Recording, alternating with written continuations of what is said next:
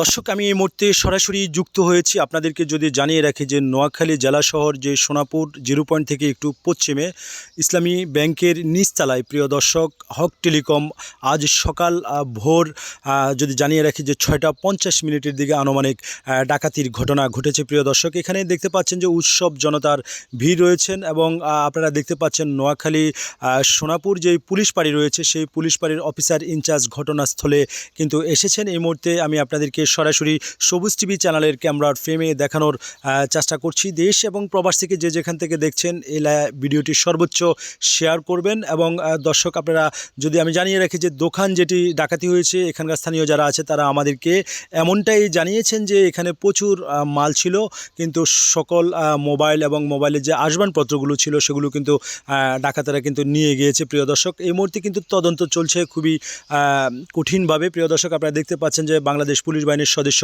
ঘটনাস্থলে আছেন। প্রিয় দর্শক, আমি এখন কথা বলবো, যদি আপনাদেরকে জানিয়ে রাখি যে ভুক্তভোগী প্রিয় দর্শক হক টেলিকমের দায়িত্বে যিনি রয়েছেন তার সাথে আমরা একটু জানবো যে আসলে ওনার কত টাকার মাল ডাকাতেরা নিয়ে গিয়েছেন। প্রিয় দর্শক, আপনারা আমার সঙ্গেই থাকুন।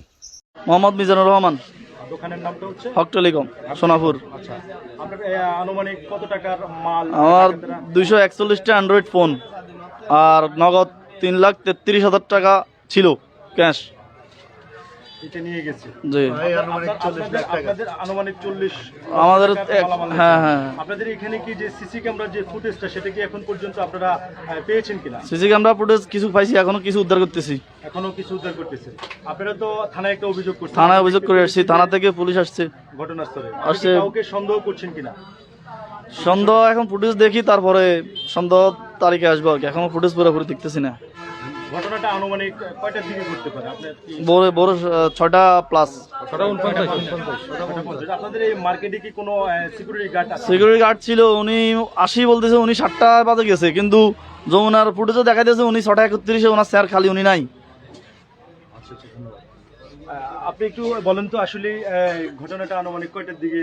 আমি আমার কাছে ভিডিও ফুটেজ আমি এখান থেকে নিছি। আনুমানিক ঘটনাটা 6:49 এরা গেট দিয়ে ঢুকতেছে, এক 4 জন ভিতরে ঢুকছে, একজনের মুখ খোলা আছে, এখনো তাদেরকে নির্ণয় করা যাচ্ছে না আর কি। ভিডিও ফুটেজটা দেখি, হ্যাঁ, আর একজন উপরে হোটেল আবাসিক আছে ওখানে ঢুকছে।